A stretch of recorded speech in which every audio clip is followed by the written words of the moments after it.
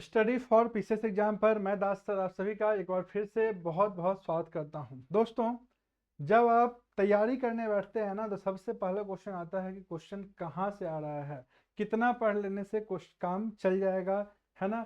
इतना topic cover कर लिए तो क्वेश्चन पकड़ा जाएगा। तो ये जो है ना बहुत बड़ा जो है सो इशू रहता है। इसके लिए आपको करना होगा सिलेबस का सही तरीके से एनालिसिस समझना होगा। तो आज जो है हम लोग 70th बीपीएससी मेंस और साथ में 71st बीपीएससी मेंस का भी अगर आप प्रिपरेशन कर रहे हैं तो उसका जो मेंस का हिस्ट्री का पोर्शन है उसको एनालिसिस करने जा रहे हैं दोस्तों, है ना। आपका जो बीपीएससी का जीएस पेपर वन में अगर हम लोग बात करें तो जीएस पेपर वन में एक टॉपिक है पहला ही, है ना, भारतीय आधुनिक भारत का इतिहास, मॉडर्न हिस्ट्री। आधुनिक आधुनिक भारत का इतिहास, समझ गए। आधुनिक भारत का इतिहास और कला एवं संस्कृति, है ना, कला एवं संस्कृति, आर्ट एंड कल्चर, कला एवं संस्कृति। तो ये जो टॉपिक है ना दोस्तों, यहाँ से जेपीएससी बीपीएससी में टोटल क्वेश्चन जो आएगा 114 मार्क्स का आएगा। कितना मार्क्स का आएगा? 114 मार्क्स का आएगा। तो इसको कैसे तैयार करें कि सारा क्वेश्चन जो है सो आपके रीच में हो, आसानी से सारा क्वेश्चन जो है सो आप पकड़ पाएं, एग्जाम में 100% बना करके आए, इसी का विश्लेषण जो है सो अभी करेंगे। तो एक एक चीज को ध्यान से समझिएगा, है ना, और आसानी से आपको समझ में भी आएगा। जो मोस्ट इम्पॉर्टेंट टॉपिक होगा वो भी आपको बताएंगे, तो एकदम चीज़ों को अच्छे से ध्यानपूर्वक समझिएगा दोस्तों। साथ में चैनल पर नए हैं तो सब्सक्राइब कीजिए और दोस्तों के साथ जरूर से शेयर कीजिएगा, ठीक है। आधुनिक भारत का इतिहास एवं भारतीय कला एवं संस्कृति का जब हम लोग बात करते हैं तो उससे बात करेंगे, उससे पहले हम लोग देखते हैं 69th बीपीएससी में क्वेश्चन क्या क्या आया था, समझ गए। क्योंकि प्रीवियस ईयर जब तक आपको कमांड नहीं रहेगा ना बीपीएससी में, तब तक जो है ना बहुत मुश्किल है। तो प्रीवियस ईयर को समझते हैं, उसके बेसिस पर इस बार कौन कौन सा टॉपिक मोस्ट इंपॉर्टेंट रहेगा वो आपको अपने आप समझ में आ जाएगा, समझ गए। और याद रखिएगा, इतिहास सबसे आसान टॉपिक है आपका जीएस पेपर वन का सेक्शन 1, समझ गए। इससे 100% लोग सभी क्वेश्चन बना के आते हैं। लेकिन जो मोस्ट इंपॉर्टेंट रोल प्ले करता है वो प्ले करता है आंसर राइटिंग स्किल। कैसे आप क्वेश्चन को रिप्रेजेंट करते हैं, आंसर कितना अच्छा से लिखते हैं, ये मायने रखता है और यहीं पर कहीं ना कहीं नंबर कटता है। क्योंकि आप जानते हैं इतिहास में कोई भी एविडेंस क्वेश्चन छोड़ के नहीं आते हैं, वो कुछ ना कुछ तो लिख करके आ ही जाते हैं, उससे बात आपका नहीं बनेगा। देखिएगा 69th बीपीएससी का अगर हम लोग बात करें तो इसमें क्या क्या क्वेश्चन आया था, सबसे पहले आप इसको देखिए, ठीक है। इसको आप देखिए, आपको आसानी से समझ में आ जाएगा। पहला तो है दोस्तों 69 BPSC history art and culture. ध्यान दीजिएगा 3 सेक्शन में बटा हुआ है। टोटल 38 मार्क्स का आपको 3 क्वेश्चन है, 3 सेक्शन है, 38 38 38 यानी कि 38। ध्यान दीजिएगा टोटल 38 गुना 3 बराबर 114, 114 मार्क्स। 114 मार्क्स का जो आएगा 38 मार्क्स का 3 क्वेश्चन आएगा, जिसमें से पहला जो है 38 मार्क्स का क्वेश्चन है दोस्तों, ये 5 सेक्शन में बटा हुआ है। पहला जो है इसमें 5 क्वेश्चन आएगा। निम्नलिखित पर संक्षिप्त टिप्पणियां लिखिए। ध्यान दीजिएगा 1 2 3 4 5, ये जो है आपका 3 क्वेश्चन 8 मार्क्स 8 मार्क्स 8 मार्क्स का रहेगा। 8 या 24 हो गया और साथ साथ आपका 14, टोटल मिलाकर के 38। 38 मार्क्स का ये 5 क्वेश्चन है, पांचों कंपलसरी है, याद रखिएगा, ठीक है। क्वेश्चन क्या पूछा है ध्यान दीजिएगा, भारतीय परिषद अधिनियम 1892, 8 मार्क्स का पूछा है, ठीक है। तो ये लोग बहुत सारे एविडेंस जो पॉलिटी को अच्छे से तैयार किए हैं ना, है ना, वो इसको आसानी से लिख देंगे। इतिहास में इसको नहीं पूछना चाहिए था, ये सिलेबस में भी नहीं था, लेकिन पॉलिटी के दृष्टिकोण से क्वेश्चन बन सकता था। दूसरा है संथाल विद्रोह। देखिए नॉर्मल सा क्वेश्चन है, रिपीटेड क्वेश्चन है, मेनी टाइम्स जो है तो पूछा गया है। पिछले बार देखिए संथाल विद्रोह, इस बार मुंडा विद्रोह आपका आ सकता है, समझ गया ना। चंपारण सत्याग्रह से देखिए क्वेश्चन पूछा गया है 8 मार्क्स का, है ना, मोस्ट इंपॉर्टेंट। मौर्य काल की कला एवं वास्तुकला से 7 अंक का क्वेश्चन पूछा गया है, नॉर्मल कॉमन क्वेश्चन। प्राचीन काल में पूरी भारत में गुफा चित्र, देखिए थोड़ा सा अलग टाइप का क्वेश्चन था, है ना, लेकिन याद रखिएगा गुफा चित्र कहाँ मिला है, तो बिहार में मिला है, तो बिहार के संदर्भ में ही जो है सो पूछेगा, है ना। तो ये क्वेश्चन भी बनने वाला था। तो ये 5 क्वेश्चन था 38 मार्क्स का। ये भी क्वेश्चन आसान था, टॉपिक सभी का सभी रीच में था। अगर आप अच्छे से सही तरीके से एनालिसिस करके पढ़िएगा तो डेफिनेटली एग्जाम में आपका क्वेश्चन बन जाएगा। आगे देखिए अगला 5 क्वेश्चन जो है सो, और क्या अगला 2 क्वेश्चन जो है आपको जो लिखना है वो क्या लिखना है, याद रखिएगा 38 मार्क्स का जो क्वेश्चन है, ध्यान दीजिएगा 38 मार्क्स का क्वेश्चन जो है, एक एक जो 5 क्वेश्चन है, 5 क्वेश्चन में एक आध को छूट भी जाएगा तो कोई फर्क नहीं पड़ेगा, बहुत ज्यादा फर्क नहीं पड़ेगा, है ना। एक 7 नंबर का छूट गया, कुछ ना कुछ तो लिखिए दीजिएगा, कुछ ना कुछ नंबर ही मिल जाएगा, बहुत बेहतरीन नहीं लिख पाइएगा। लेकिन जो रेस्ट 2 है उसमें ध्यान दीजिएगा ऑप्शनल है ना, 2 में से 1 लिखना है, 2 में से 1 लिखना है, तो यहाँ पर छूटने का तो कोई चांस बनता ही नहीं है। साथ में हो सकता है कि दोनों आप बढ़िया से लिख पाएं, दोनों आपके रीच में रहेगा, क्योंकि जो टॉपिक बताएंगे ना वही सब टॉपिक से एग्जाम में क्वेश्चन आएगा, समझ गए। तो एकदम पूरा चैनल पे बने रहिए, लाइक शेयर और सब्सक्राइब जरूर से कीजिएगा, और साथ में चीज़ों को समझिए कि कहाँ कहाँ से क्वेश्चन उठाया जा रहा है। ध्यान दीजिएगा, एक तो है बिहार प्राचीन काल में शिक्षा और अध्यात्म का केंद्र रहा है, इसकी विस्तृत व्याख्या कीजिए। एकदम स्ट्रेट फॉरवर्ड क्वेश्चन है, सभी को इसको आसानी से लिख सकते हैं। दूसरा देखिए, चंपारण नील आंदोलन का मूल्यांकन करें और भारतीय स्वतंत्रता संघर्ष पर इसके प्रभावों का वर्णन कीजिए, ये भी स्ट्रेट फॉरवर्ड। दोनों क्वेश्चन देखिए एकदम मोस्ट कॉमन है, चंपारण नील आंदोलन मोस्ट कॉमन क्वेश्चन, और प्राचीन काल से शिक्षा और अध्यात्म का केंद्र बिहार है, ये भी मोस्ट कॉमन क्वेश्चन है, तो ये आप आसानी से लिख सकते थे, है ना। अभी जो टॉपिक इंपॉर्टेंट टॉपिक है इस बार के लिए वो सारा टॉपिक आपको बताएंगे, है ना, तो बने रहिए। आगे देखिएगा तीसरा क्वेश्चन, यहाँ में भी तीसरा क्वेश्चन है 38 मार्क्स का है, ध्यान दीजिएगा, इसमें भी आपको 2 में से 1 लिखना है। पहला, भारतीय राष्ट्रीय कांग्रेस आंदोलन के उदारवादी चरण के योगदान का आलोचनात्मक परीक्षण कीजिए।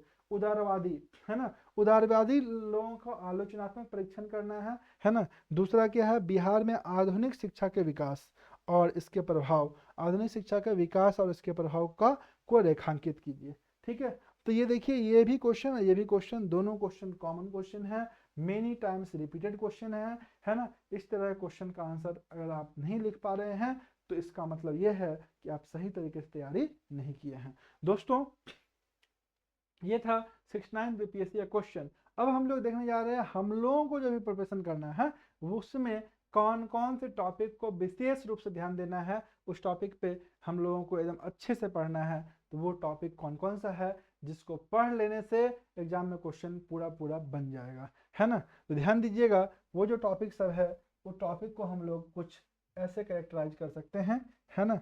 जीएस पेपर वन, है ना, पेपर 1 का जो है आपका section A, history plus art and culture,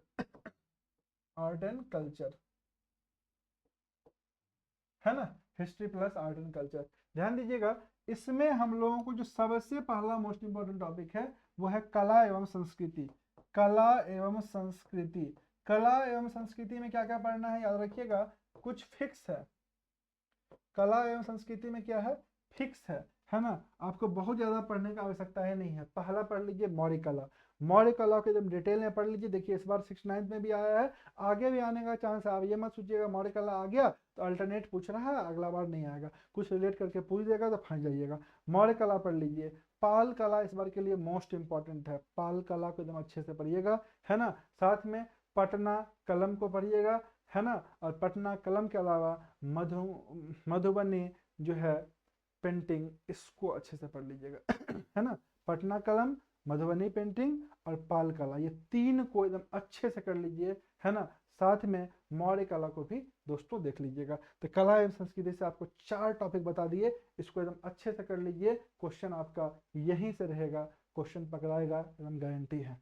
आगे देखिए क्वेश्चन सेकंड वाला, सेकंड जो है दूसरा टॉपिक 1857 का विद्रोह, इसको पढ़िएगा आप। 1857 का विद्रोह, है ना, वीर कुंवर सिंह की भूमिका एवं जनजातीय विद्रोह, एवं क्या पढ़ना है आपको, जनजातीय विद्रोह। तो जनजातीय विद्रोह में क्या देखना है, ध्यान रखिएगा। जनजातीय विद्रोह का अगर हम लोग बात करते हैं तो जनजातीय विद्रोह में दो मोस्ट इंपॉर्टेंट है ना। 1857 का विद्रोह, जनजातीय विद्रोह में दो मोस्ट इंपॉर्टेंट है ना। कौन कौन सा? एक है संथाल विद्रोह। संथाल विद्रोह, संथाल विद्रोह देखिए इस पर टिप्पणी लिखने के लिए 69th में आया था, है ना। तो इस बार जो चांस है वो है मुंडा विद्रोह का आने का, बिरसा मुंडा विद्रोह, है ना। बिरसा मुंडा विद्रोह को अच्छे से करेंगे। बिरसा मुंडा विद्रोह का स्वरूप क्या था, विशेषता क्या था, परिणाम क्या था, है ना। सब में इस सब में से कुछ भी आपसे पूछ सकता है, ठीक है। ध्यान रखिएगा, क्वेश्चन जो है ना जब भी पूछा है टेक्निकल पूछा है, यानी कि स्ट्रेट फॉरवर्ड बहुत बार यहाँ से नहीं पूछा है। तो स्ट्रेट फॉरवर्ड नहीं पूछा है, इसका सिंपल सा मतलब हुआ क्या आपको आंसर लिखने आता है, ये क्वेश्चन अराइज होगा। आंसर लिखने आता है, अगर नहीं लिख पाते हैं दोस्तों अच्छे से आंसर, तो मार्क्स नहीं मिलेगा, समझ गए। क्योंकि इतिहास में तो और मार्क्स मिलना मुश्किल है, अच्छा मार्क्स उसी को मिलता है जो सही तरीके से अपने बातों को क्वेश्चन पेपर पर, आंसर शीट पर रख पाते हैं, ठीक है। तो आंसर लिखने का प्रयास कीजिएगा, उसी से आपका जो है सो बात बनेगा। और तीसरा जो मोस्ट इंपॉर्टेंट है, याद रखेंगे 1857 का विद्रोह, जनजातीय विद्रोह। इसमें आपको एक और देख लेना है किसान आंदोलन। किसान आंदोलन भी मोस्ट इंपॉर्टेंट में है, समझ गए ना। किसान आंदोलन, स्वामी सच्चिदानंद सरस्वती, है ना। नील आंदोलन, पावना आंदोलन हो गया आपका, चंपारण सत्याग्रह हो गया, चंपारण आंदोलन हो गया, ये सब मोस्ट इंपॉर्टेंट कैटेगरी में है ना। तो एक कला संस्कृति, दूसरा 1857 का विद्रोह, जनजातीय विद्रोह। इसी में आपका किसान आंदोलन भी शामिल कर लीजिए, किसान आंदोलन, है ना, इसको भी शामिल कर लीजिए। ये आपका किसान आंदोलन में आपको बता दिया, नील विद्रोह, है ना, चंपारण आंदोलन, पावन आंदोलन, है ना, ये सब आपको देख लेना है। तीसरा सेक्शन है वो है स्वतंत्रता संग्राम, है ना। स्वतंत्रता संग्राम, स्वतंत्रता संग्राम, संग्राम के प्रमुख घटनाक्रम, घटनाक्रम, है ना, या बिंदु, प्रमुख घटनाक्रम या बिंदु।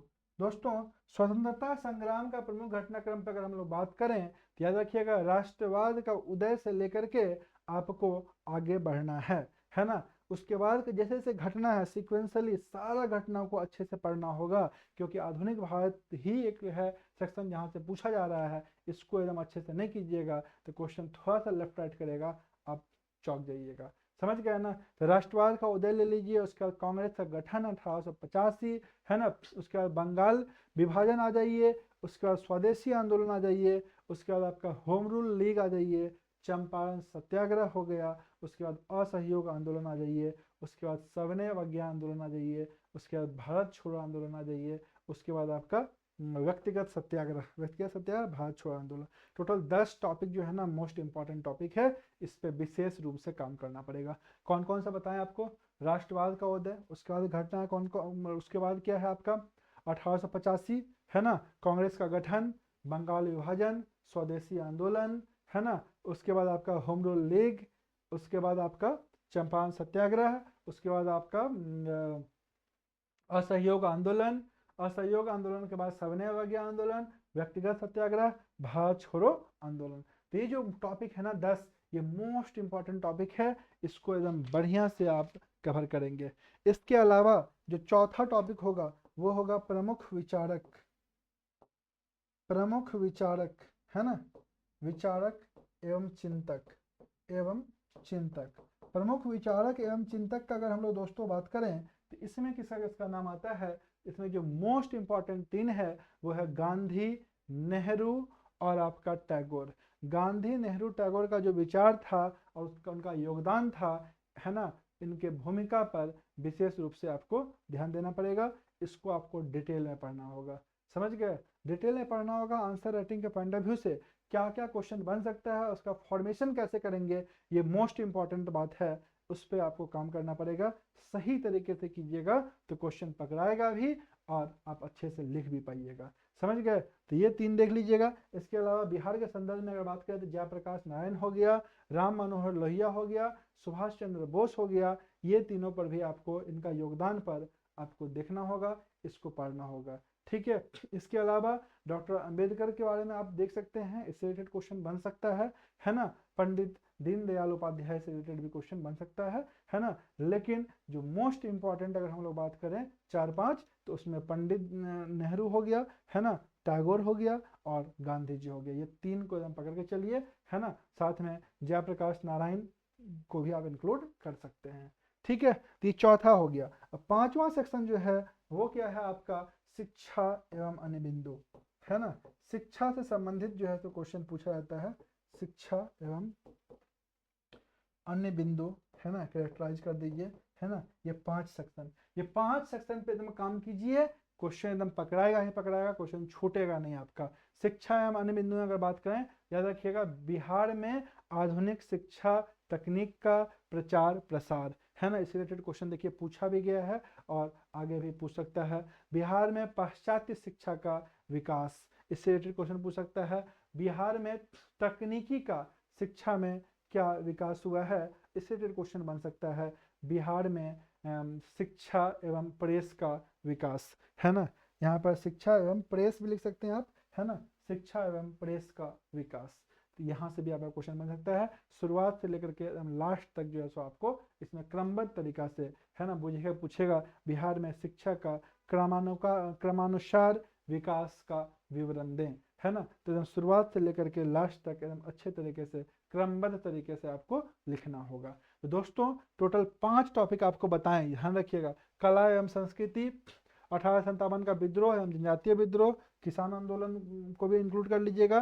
स्वतंत्रता संग्राम के प्रमुख घटनाक्रम, है ना, प्रमुख विचारक एवं चिंतक, शिक्षा एवं अन्य बिंदु। देखिए कितना छोटा सिलेबस है, बहुत ज़्यादा बड़ा सिलेबस नहीं है, छोटा सिलेबस इसको बोलते हैं। जो भी सही तरीके से इस पर काम कीजिएगा, है ना, वो आसानी से 100% बना करके आइएगा, कोई भी क्वेश्चन नहीं छूटेगा। हाँ, इसमें भी मोस्ट इंपॉर्टेंट हॉट क्वेश्चन निकल करके आएगा, जो आपको आने वाले समय में इसी चैनल पर मिलेगा। तो चैनल को सब्सक्राइब कर लीजिएगा और साथ में शेयर भी कर दीजिएगा, ठीक है। तो आने वाले समय में कुछ कुछ इंपॉर्टेंट जो टॉपिक होगा उसका डिटेलिंग होगा, आंसर कैसे लिखें ये सब का सब बताएंगे, है ना। तो चैनल से जुड़े रहिए और हम लोग नेक्स्ट सेशन में अगेन जो है हम लोग देखेंगे जीएस पेपर 1 का जो टॉपिक का विश्लेषण नहीं हुआ है, सबसे पहले उसको डिस्क्राइब करेंगे, डिस्कस करेंगे कि कैसे उसमें तैयारी जारी रखना चाहिए, कहाँ कहाँ से क्वेश्चन आया, करंट अफेयर में क्या करें, स्टैटिस्टिक्स में क्या करें, किस किस तरह का क्वेश्चन आता है ना, पॉलिटी में किस तरह का क्वेश्चन आया है, इकोनॉमिक्स ज्योग्राफी का तैयारी कैसे करें,